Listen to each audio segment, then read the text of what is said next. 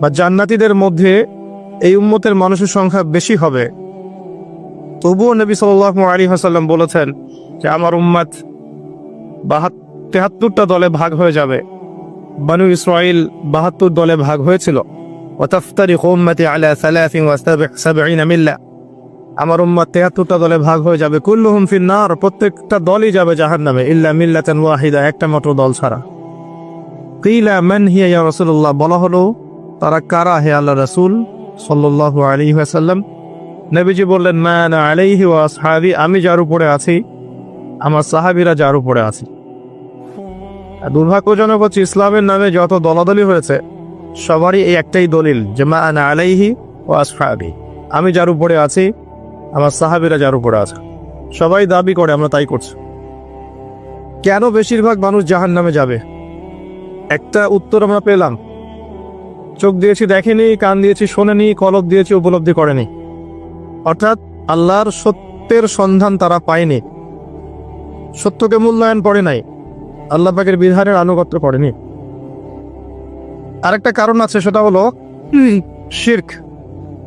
কারণ যে বেশিরভাগ মানুষ জাহান্নামে যাবে তাদের আমল নামায় একটা পাপ থাকবে, খুব কমন পাপ, সেটা হলো শিরকের পাপ। কিভাবে এটা বলতে পারি? এভাবে পারি যে আল্লাহ পাক সূরা নিসার মধ্যে বলেছেন ইন্নাল্লাহা লা ইয়াগফিরু আন ইউশরাকা বিহি ওয়া ইয়াগফিরু মা দুনা যালিকা লিমান ইয়াশা।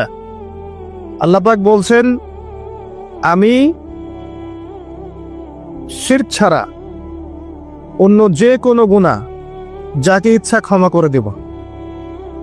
আল্লাহ পাক বলছেন আমি, আল্লাহ পাক শিরকের গুনাহ মাফ করেন না, অন্য যে কোনো গুনাহ যাকে ইচ্ছা আল্লাহ পাক মাফ করে দিবেন ইনশাআল্লাহ।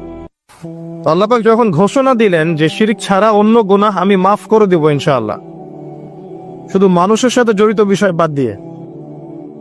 কারণ মানুষের সাথে জড়িত বিষয় আল্লাহ রাব্বুল আলামিনের কাছে ক্ষমা চেয়ে লাভ হচ্ছে না। যেটা মানুষের সাথে জড়িত বিষয় সেটা আল্লাহর কাছে ক্ষমা চেয়ে লাভ হচ্ছে না। ধরেন আপনি কারো গীবত করেছেন, নাউজুবিল্লাহ, কারো সম্পদ আত্মসাৎ করেছেন, কারো প্রতি জুলুম করেছেন, কাউকে গালি দিয়েছেন, চুরি ডাকাতি করেছেন, ছিনতাই করেছেন, অন্যের সম্পদ আত্মসাৎ করেছেন, কাউকে ধর্ষণ করেছেন, অর্থাৎ অন্য কারো সম্মানহানি করেছেন, জান মাল ইজ্জতের হানি করেছেন। এই বিষয়টার ক্ষমা আল্লাহর কাছে পাওয়া যাবে না। এই ক্ষমাটা ওই বান্দার কাছে নিতে হবে যে ভাই আমি আপনার গীবত করেছিলাম, আমাকে মাফ করে দেন। ভাই আমি আপনার সম্পদ চুরি করেছি, এই নেন, ফেরত নেন। ভাই আমি তোমার জমি আত্মসাৎ করেছি, এটা তোমার, তুমি নিয়ে নাও। ভাই আমি তোমার কাছে টাকা ধার নিয়েছিলাম, দেইনি, এই যে দিয়ে দিলাম, শোধ। প্রতিটা বিষয় যেটা মানুষের সাথে জড়িত, হাক্কুল ইবাদ, এটা আল্লাহর কাছে ক্ষমা হবে না, এটা তার কাছেই ক্ষমা নিতে হবে, এবং এটা খুব কঠিন বিষয়। এর জন্য একটা কলবুন সালিম দরকার হয়, মানে সৎ মনের দরকার হয়। আর এই সৎ মন অনেক দাড়ি টুপির ভিতরেও থাকে না। আমি কি বুঝাতে পারছি? এই মনস্তাত্ত্বিক সততা দাড়ি টুপি জুব্বা পাগড়ির ভিতরে নাও থাকতে পারে, এটা ভিতরের ব্যাপার। যার কলব যত বেশি পরিচ্ছন্ন আলোকিত, সে তত বেশি সৎ হবে ইনশাআল্লাহ। কোনো কোনো ক্ষেত্রে আমরা এমনও দেখেছি যে একজন নন মুসলিম হিন্দু সম্প্রদায়ের মানুষ, সে মাপে কম দিচ্ছে না, একজন মুসলিম দিচ্ছে। কোনো কোনো ক্ষেত্রে দেখবেন আপনাদের এলাকায় আগে হিন্দু সম্প্রদায় বেশি ছিল না? আমার জানা মতে রংপুরের এই জায়গায় তো আগে শহর ছিল, তাই না? এখন এখানে অনেক নিদর্শন আছে, খাঁটি খাবারের জন্য মানুষ তাদের কাছে আসতো, মুসলিমদের দোকানে না গিয়ে তাদের দোকানে যাচ্ছে। তাদের দুধটা হবে খাঁটি, ঘিটা হবে খাঁটি, মিষ্টি হবে খাঁটি। মুসলিমের দোকান বাদ দিয়ে তাদের কাছে যাচ্ছে মানুষ, সততা দিয়ে তারা মানুষের মন জয় করলো। কোনো কোনো ক্ষেত্রে আপনি দেখবেন একজন অমুসলিম রাষ্ট্রের দায়িত্বে আছে, প্রশাসনে আছে, বা সামাজিক দায়িত্বে আছে, ব্যবসা করছে, চাকরি বাকরি করছে। কোনো কোনো ক্ষেত্রে দেখা যায় যে তারা অনেক মুসলিমের চেয়ে বেশি সৎ। হ্যাঁ, ঘুষ নিচ্ছে না, দুর্নীতি করছে না, ব্যবসায় ভাবে কম দিচ্ছে না, সিন্ডিকেট করছে না, চোরা কারবারি করছে না, অনেক ক্ষেত্রে দেখা যায়। এই শ্রেণীর মানুষদেরকে আল্লাহ পাক হেদায়েত দিয়ে দিতে পারেন। যাদের মনের মধ্যে আল্লাহ পাক সততা দেখবেন, আল্লাহ পাক তাকে হেদায়েত দিবেন ইনশাআল্লাহ। এটাই নিয়ম। আর যার হৃদয়ের মধ্যে সততা নাই, বাহ্যিকভাবে যদি মনেও হয় যে সে জান্নাতের পথে হাঁটছে, এমন হতে পারে দিন শেষেও জাহান্নামেই যাবে, নাউজুবিল্লাহ। যে প্রসঙ্গে এখানে আসলাম, মানুষের সাথে জড়িত হকটা মানুষের সাথেই ডিল করতে হবে। এটা কাবা ঘরের গেলাফ ধরে কানলেও ক্ষমা হবে না, কারণ আল্লাহ পাক তো রহমানুর রহিম নন, শুধু আল্লাহ পাক ন্যায় বিচারকও বটে। কথা কি বুঝতে পারছেন? আল্লাহ পাক শুধু রহমানুর রহিম নন যে সব মাফ করে দিব, একই সাথে শাদীদুল ইকাব, কঠোর শাস্তিদাতাও বটে। এবং আল্লাহ পাকের ন্যায় বিচার, ইনসাফটা সবচেয়ে উপরে। আল্লাহ পাক ইনসাফ করবেন, ইনসাফ করবেন। রহমানুর রহিম কোন অর্থে? আল্লাহ পাক চান যে তার বান্দারা জান্নাতে যাক, এবং তার জন্য আল্লাহ পাক নবী রাসূল পাঠিয়েছেন, আসমানি কিতাব পাঠান, মানুষকে খাওয়ান, পড়ান, হেদায়েত দেন, ভালো মন্দ বোঝান, বিবেক দেন, সবকিছু দেন।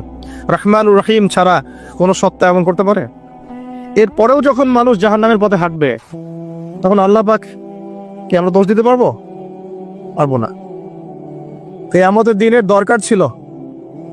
আগে আমরা ভাবতাম যে কিয়ামতের দিনের কি দরকার ছিল, ছোটবেলায় ভাবতাম আর কি, যে এত সমস্যা, মানুষ হয়ে জন্ম নিয়েই তো বিপদে পড়ে গেলাম, কিয়ামতের দিনে তো অবস্থা খারাপ, কি জন্য আল্লাহ এত কঠিন শাস্তি দিবেন, জাহান্নাম সৃষ্টি করেছেন ইত্যাদি।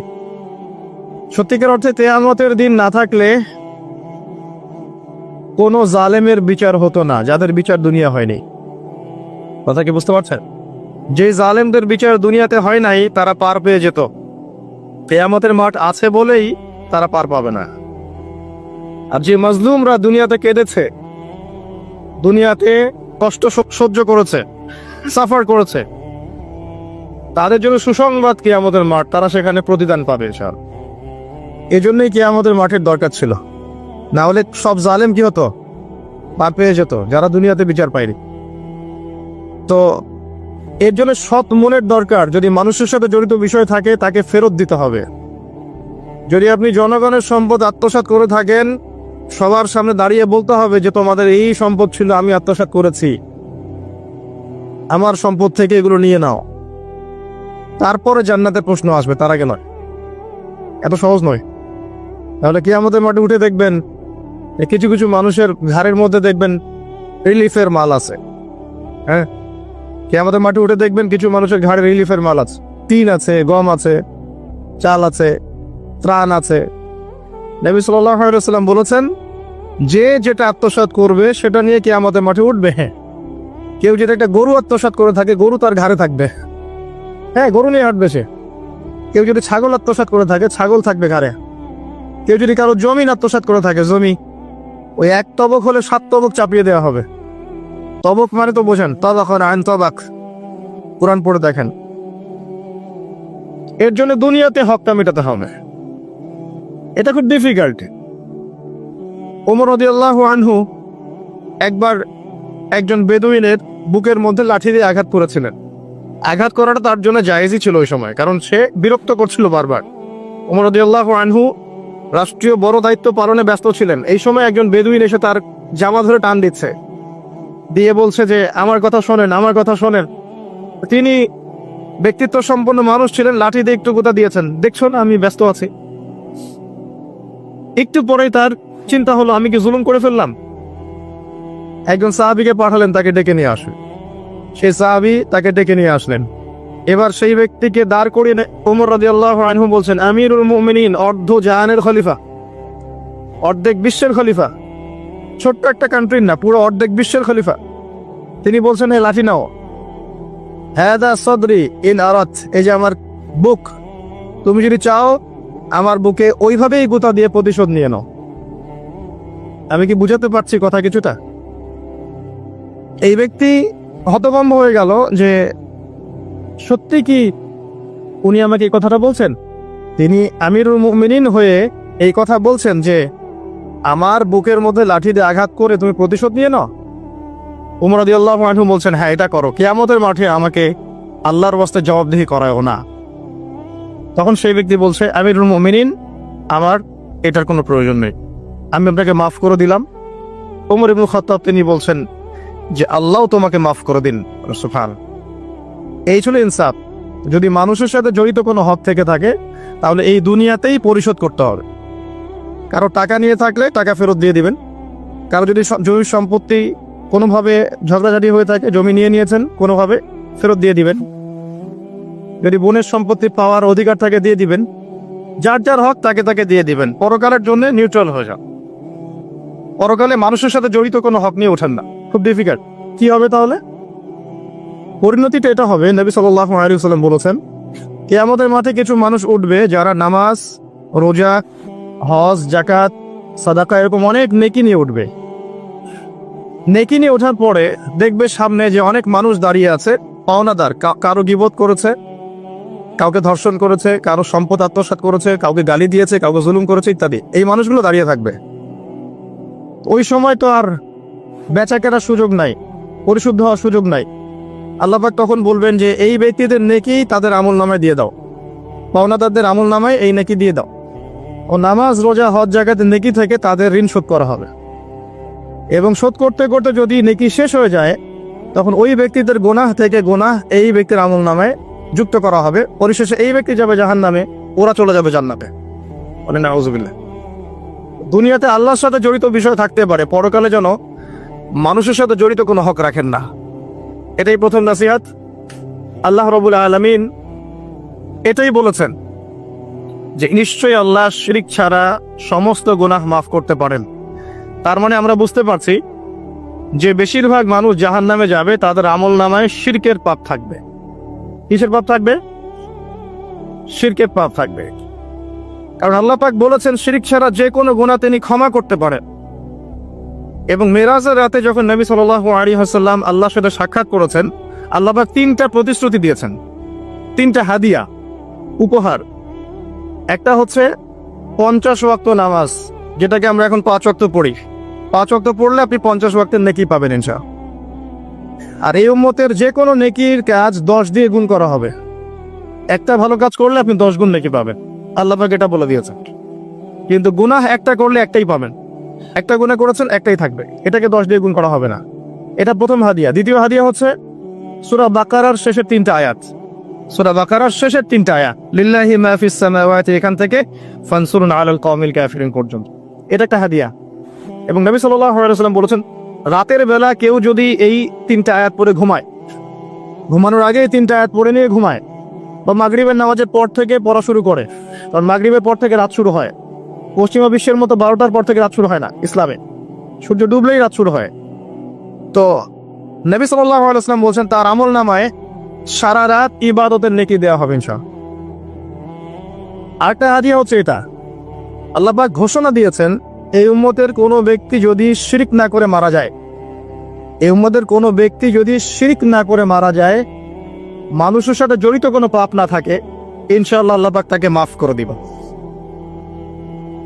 আর এই সূরা নিসার আয়াতটাও এটাই প্রমাণ করছে। আল্লাহ পাক বলছেন, ইন্নাল্লাহা লা ইয়াগফিরু আন ইউশরাকা বিহি, আল্লাহ পাক শিরকের গুনাহ মাফ করেন না, ওয়া ইয়াগফিরু মা দুনা যালিকা লিমান ইয়াশা, এবং এছাড়া যে কোনো পাপ আল্লাহ পাক যাকে ইচ্ছা মাফ করতে পারে। আল্লাহ পাক পরম করুণাময়, অসীম দয়াল। এক ব্যক্তি 100টা খুন করেছিল, 99টা খুন করার পরে, এটা বনু ইসরাইলের ঘটনা, এটা গল্প নয়, কেচ্ছা কাহিনী নয়, সত্য ঘটনা। সে তওবার সুযোগ খুঁজছে, তওবা করা যাবে কিনা। খুঁজতে খুঁজতে খুঁজতে একজন আবেদের কাছে গিয়েছে। আবেদ মানে যে ইবাদত করে কিন্তু জ্ঞান নাই। 2 রকম মানুষ থাকে মুসলিমদের মধ্যে, একজন এক শ্রেণী আলেম যারা জানে এবং জানা অনুযায়ী আমল করে, আর এক শ্রেণী হচ্ছে খুব একটা জানে না কিন্তু দেখা দেখে আমল করে, এটাকে বলা হয় আবেদ। এই ব্যক্তি ছিল আবেদদের একজন। তার কাছে গিয়ে বলছে, আমার কি তওবা হবে? আমি 99টা খুন করেছি, সিরিয়াল কিলার। সেই ব্যক্তি বলেছে, না, তোমার কিসের ক্ষমা? তুমি এতগুলো খুন করেছো, তোমার ক্ষমা হতে পারে? রাগে এই ব্যক্তিকেও সে খুন করেছে, করে 100টা পূর্ণ করেছে। এরপরে আরেকজনের সন্ধান পেয়েছে যে একজন আলেম, তার কাছে গিয়ে তওবার সুযোগ খুঁজছে। সে বলল, হ্যাঁ, তোমার তওবা হবে ইনশাআল্লাহ, তুমি খালেস ভাবে তওবা করো, করে এই এলাকা থেকে চলে যাও। কারণ তওবার পরে নতুন জীবন শুরু করবে, এই পরিবেশে থাকলে তুমি অতীতের হিস্ট্রিগুলো তোমার মনে করবে, তুমি চলে যাও দূরে কোথাও, সেখানে গিয়ে থাকা শুরু করো। সে তওবা করে ওইদিকে চলে যাচ্ছিল, রাস্তায় মৃত্যু হয়। এবার 2 শ্রেণীর ফেরেশতা চলে আসছে, জান্নাতের এবং জাহান্নামের। কে তার আত্মা নিবে? আমরা মৃত্যুর সময় টের পেয়ে যাবো যে কে জান্নাতে কে জাহান্নামী। ফেরেশতাদের আকৃতি দেখেই, ঠিক আছে? আর একজন মানুষের মৃত্যু থেকেই তার কিয়ামত শুরু হয়ে যায়। কিয়ামত কবে হবে এর চেয়ে বড় কথা যে মৃত্যুর জন্য আমরা প্রস্তুত কিনা। তো এখন জাহান্নামের ফেরেশতারা রূহ নিতে চাচ্ছে ওই ব্যক্তির, আবার জান্নাতি ফেরেশতারাও চাচ্ছে। দুজনের মাঝখানে একটা ডিবেট চলছে। আল্লাহ রাব্বুল আলামিন তখন কৌশল করে বললেন, তোমরা রাস্তাটা মেপে দেখো, সে যতদূর এসেছিল এই রাস্তার পরিমাপ বেশি না যেখানে যাচ্ছিল এর পরিমাপ বেশি। দেখা গেল সে যতদূর গিয়েছিল এর পরিমাপ বেশি। আল্লাহ পাক জমিনটা প্রশস্ত করে দিলেন। এভাবে কৌশল করে আল্লাহ পাক এই ব্যক্তিকে মাফ করে দিলেন। এখানে আপনাকে খুনের অ্যাক্সেস দেওয়া হচ্ছে না। এই হাদিসটা বলে আপনাকে খুন করতে উৎসাহিত করা হচ্ছে না। আপনাকে বোঝানো হচ্ছে আল্লাহ পাকের মার্সি, দয়া কত প্রশস্ত। আরেক ব্যক্তি ছিল, সে ব্যভিচারিণী, ব্যক্তি না, সে মহিলা। সে ব্যভিচারিণী মহিলা, প্রস্টিটিউশনে ছিল, যাকে আমরা এখন যৌনকর্মী বলি বর্তমান আধুনিক সভ্যতায়, সো কল্ড আধুনিক সভ্যতায়। এবং তাদের অধিকারের জন্য আমরা অনেক কিছুই করতে চেষ্টা করি। আমরা একটা স্লোগানও দিই, আমার দেহ আমার সিদ্ধান্ত, নাউজুবিল্লাহ। তো এই মহিলা রাস্তা দিয়ে যাচ্ছিল, দেখেছে একটা কুকুর পিপাসার্থ, প্রচন্ড পিপাসার্থ, জিহ্বা বেরিয়ে গেছে। তার মায়া লাগলো, সে নিজের মোজাটা খুলে কুয়াতে নামালো, নামিয়ে অনেক কষ্ট করে সে পানি উঠালো, উঠিয়ে কুকুরকে পান করিয়েছে। এই একটা কাজের জন্য আল্লাহ পাক তাকে মাফ করে দিয়েছে। আরেকজন ব্যক্তি যে প্রচন্ড পাপী ছিল, মৃত্যুর সময় সে তার সন্তানদেরকে ওসিয়ত করছে যে আমি অনেক অন্যায় করেছি, আল্লাহ যদি আমাকে ধরতে পারেন তাহলে আমার অবস্থা খারাপ। তো আমি যখন মারা যাব তখন আমার দেহটাকে পুড়িয়ে ফেলবে, পুড়িয়ে অর্ধেক ছাই বাতাসে ভাসিয়ে দিবে আর অর্ধেক ছাই সমুদ্রে ভাসিয়ে দিবে। মানে বাতাসে অর্ধেক উড়িয়ে দিবে, সমুদ্রে অর্ধেক ভাসিয়ে দিবে। ছেলেরা তাই করলো। এই ব্যক্তির আকীদা কি, যদি আল্লাহ আমাকে ধরতে পারেন তাহলে খবর আছে। তার মানে ওর আকীদা যে আল্লাহ ধরতে পারবেন না এমন করলো, এটা কিন্তু কুফরি আকীদা, তাই নয় কি? পুনরুত্থানে বিশ্বাস না করাটা কুফরি নয় কি? ইমানের 6টা পিলারে একটা হচ্ছে পরকালে বিশ্বাস, তাই না? একটা পিলারই তো তার মধ্যে নাই। তো সন্তানরা তাই করলো। আল্লাহ পাক সাগরকে বললেন ছাই জমা করে দাও, জমিনকে বললেন ছাই জমা করে দাও। আর বাই দ্য ওয়ে, আল্লাহর আদেশ প্রকৃতি শোনে, মানুষ না শুনলে প্রকৃতি শোনে। সাগরের পরে গিয়ে আপনি দাঁড়ান, দাঁড়িয়ে থাকবেন, এই বিশাল সমুদ্র গর্জন করতে করতে আসবে, এসে বিনয়ের সাথে আপনার পা ধুয়ে দিবে। আল্লাহ পাক তাকে আদেশ করেছেন, তোমার সামনে দাঁড়ালে পা ধুয়ে দিও, অহংকার করো না। আল্লাহ যখন ওই সমুদ্রকে আদেশ করবেন যে এই জনপদের লোকেরা আমার আদেশ মানছে না, জলোচ্ছ্বাস দিয়ে উড়িয়ে দাও, সমুদ্র তাই করবে। প্রকৃতি আল্লাহর কথা শোনে।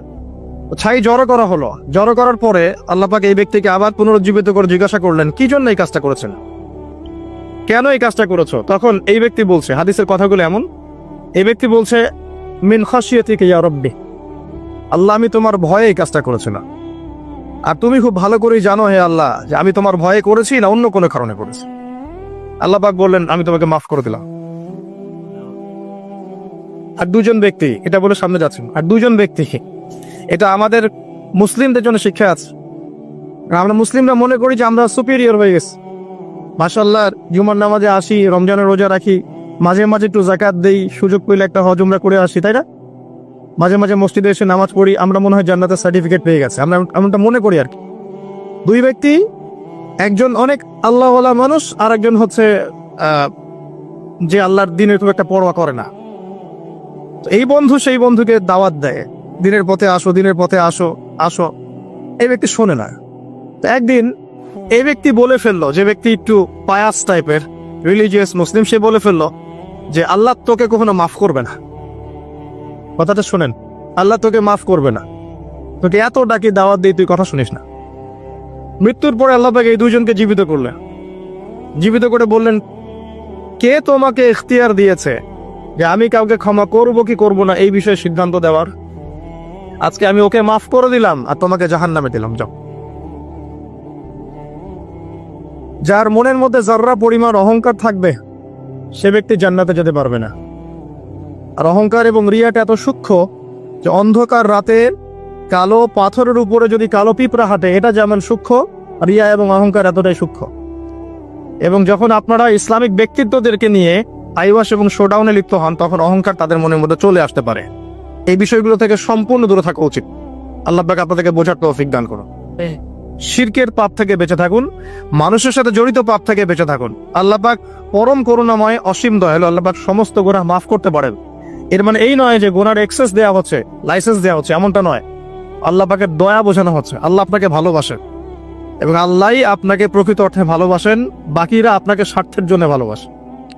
মনে রাখবেন, প্রকৃত অর্থে শুধু আল্লাহই তার বান্দাদেরকে ভালোবাসেন, বাকিরা মানুষের অবস্থানকে ভালোবাসে, মানুষের ব্যক্তি সত্তাকে নয়, আপনার আত্মাকে নয়, আপনার অবস্থানকে। এটা আপনি হারে হারে উপলব্ধি করবেন যত দিন যাবে। বাকি বিষয়গুলো স্বার্থকেন্দ্রিক। আল্লাহ রাব্বুল আলামিনের ভালোবাসা স্বার্থকেন্দ্রিক নয়, নিঃস্বার্থ। আল্লাহর জন্য ভালোবাসো। মাকে ভালোবাসেন আল্লাহর জন্য, বাবাকে ভালোবাসেন আল্লাহর জন্য, আপনি সন্তান সন্ততিকে ভালোবাসেন আল্লাহর জন্য, স্ত্রীকে ভালোবাসেন আল্লাহর জন্য। তাদের জন্য করেন আল্লাহকে সন্তুষ্ট করার জন্য, তাদের কাছে কিছু পাওয়ার আশায় না। যখন আপনি কারোর কাছে কিছু পাওয়ার আশা করবেন, তখন তার কাছ থেকে কষ্ট পাবেন। যখন কারো কাছে কিছু পাওয়ার জন্য আপনি আশা করবেন, তখন তার কাছে কষ্ট পাবেন। এর বাইরে একটা ভালোবাসা থেকে, ডিভাইন, আল্লাহর পক্ষ থেকে আসে। সেই দুই ব্যক্তি যারা আরশের ছায়া ছায়া পাবে, ওই 7 শ্রেণীর মধ্যে এক শ্রেণী হচ্ছে ওই দুই ব্যক্তি যারা একে অপরকে শুধু আল্লাহর জন্য ভালোবাসত।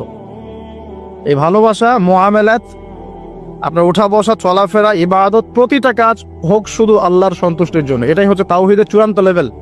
তখন গিয়ে আপনি আল্লাহর মারিফত বুঝতে পারবেন, আল্লাহকে আপনি আপন করে পাবেন। যখন ডাকবেন, দেখবেন আল্লাহ আপনার কাছে আছে। এমন সময় দেখবেন মনে মনে কিছু চিন্তা করেছেন যে আমার এটা দরকার, দেখবেন বাসায় গিয়ে ওটা হাজির আপনার সামনে। নবী সাল্লাল্লাহু আলাইহি ওয়াসাল্লাম এটাই বলেছেন, জুতার ফিতার প্রয়োজন হলেও আল্লাহর কাছে চেয়ে নাও। তোমার যদি জুতার ফিতার প্রয়োজন হয়, আল্লাহর কাছে চেয়ে নাও, কারো কাছে চেয়েও না। আব্দুর রহমান বিন আউফ রাদিয়াল্লাহু আনহু মদিনায় গিয়েছেন হিজরত করে।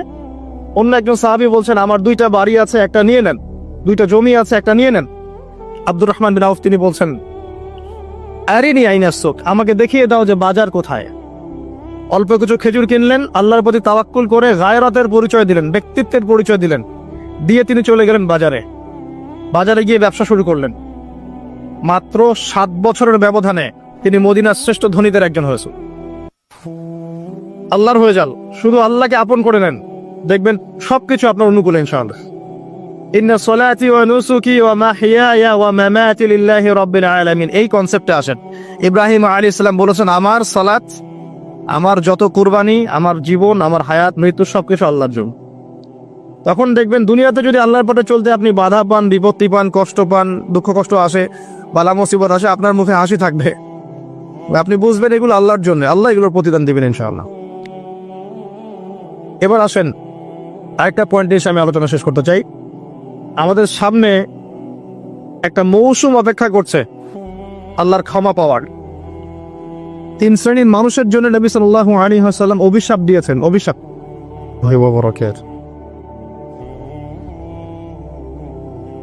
ইন্নাল হামদুলিল্লাহ নাহমাদুহু ওয়া নাস্তাঈনুহু মান ইয়াহদিহিল্লাহু ফালা মুদিল্লা লাহু ওয়া মান ইউদ্লিল ফালা হাদিয়া লাহু ونشهد أن لا إله إلا الله وحده لا شريك له ونشهد أن محمدا عبده ورسوله أما بعد فأعوذ بالله من الشيطان الرجيم بسم الله الرحمن الرحيم وقال الله تعالى في كلامه المجيد والفرقانه الحميد يا أيها الذين آمنوا اتقوا الله حق تقاته ولا تموتن إلا وأنتم مسلمون وقال رسول الله صلى الله عليه وسلم القرآن حجة لك أو عليك رب اشرح لي صدري ويسر لي أمري واحلل عقدة من لساني يفقه قولي اللهم فقهنا في الدين وعلمنا التأويل اللهم اجعلنا منهم الذين آمنوا وعملوا الصالحات وتواصوا بالحق وتواصوا بالصبر আলহামদুলিল্লাহ, যাবতীয় প্রশংসা এবং গুণগান